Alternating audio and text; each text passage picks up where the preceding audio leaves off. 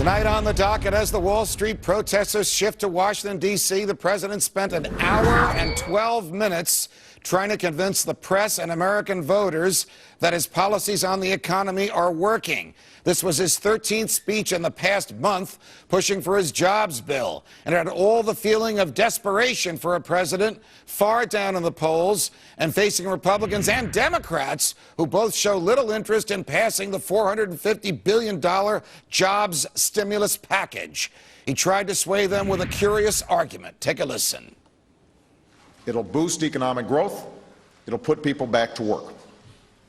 And by the way, this is not just my belief. This is what independent economists have said, not politicians, not just people in my administration, independent experts who do this for a living.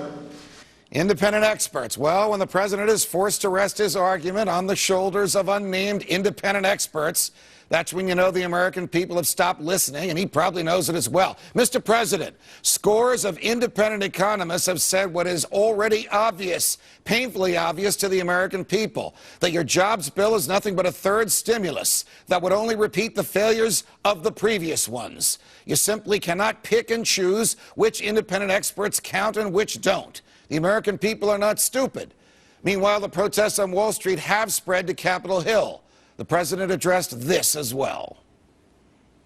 I think it expresses the frustrations that the American people feel, that we had the biggest financial crisis since the Great Depression, huge collateral damage all throughout the country, all across Main Street, and yet you're still seeing some of the same folks who acted irresponsibly trying to fight efforts to crack down on abusive practices that got us into this problem in the first place. It got us into this problem in the first place. Mr. President, the abusive practices that got us into this problem in the first place originated with the government. It began with federal manipulation of the housing market, and it continued with the bank bailouts and the ceaseless money printing by the Federal Reserve.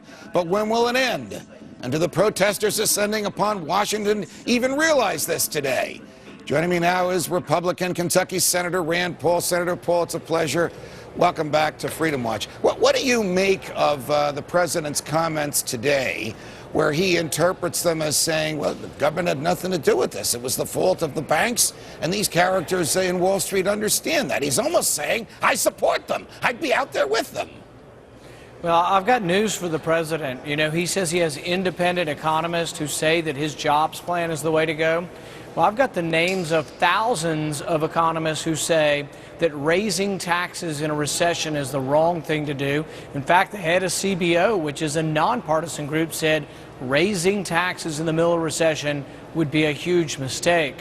As far as this Occupy Wall Street movement goes, you know, I see it sort of like a Paris mob. I see the president's rhetoric of envy and inflaming the public and saying, go get yours because rich people don't deserve it.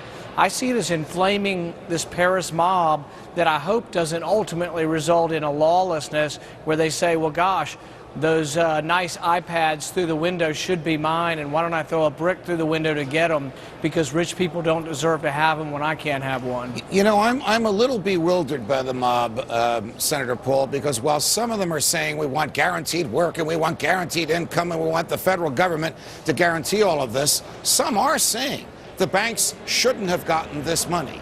The feds shouldn't be funneling tax dollars through their favorite corporations. And some of them are even saying, one will after you later on this show, I believe, the Federal Reserve is at the root of a lot of this by printing the money that the federal government gives out in the first place.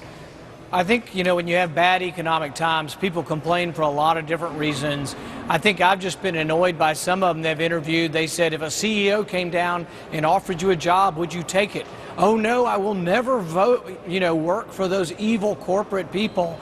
And it's like that kind of mindlessness just really, you know, they're there on their iPhone made by Apple Incorporated. They're wearing designer jeans their parents bought for them. That's the kind of stuff I'm annoyed with when they say corporations are evil.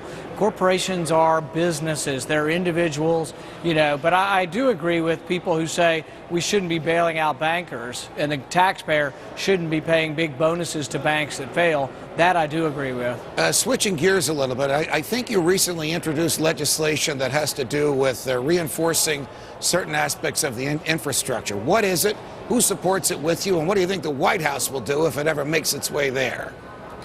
Well, my bill would take, right now we take 10% of the transportation funds and it's mandatorily set aside for beautification projects. I'll give you a couple examples. $1 million for a turtle tunnel in Florida, $100,000 for a squirrel sanctuary in Tennessee, and in my hometown, $200,000 for a movie theater in the Corvette Museum. This is the kind of stuff when our bridges are falling down. What I've said is take the beautification money and set it aside and put it in a bridges fund. I rode with the president on Air Force One and I asked him directly about this and he said he would think about it. I haven't heard back from him. If you see him, ask him if he's going to help me with my bill. Somehow I don't think he'll be speaking with me, but I'll be happy to ask him. I think he's just an inveterate social planner from Washington, and I think things are hopeless until someone else occupies the White House. Do you agree with me? Well, when I talk to him personally, he's a very likable person. He seems like if we could sit together, we could work out a problem. But then as soon as we got off the plane, it was millionaires are paying less in taxes than secretaries and carpenters. And it's just untrue. The average millionaire in our country pays 29% of their income in taxes. The average carpenter pays about 15%. So it's all untrue and predicated on a falseness or a falsity. Got it. Senator Rand Paul, always a pleasure. Thanks for joining us. Thank you.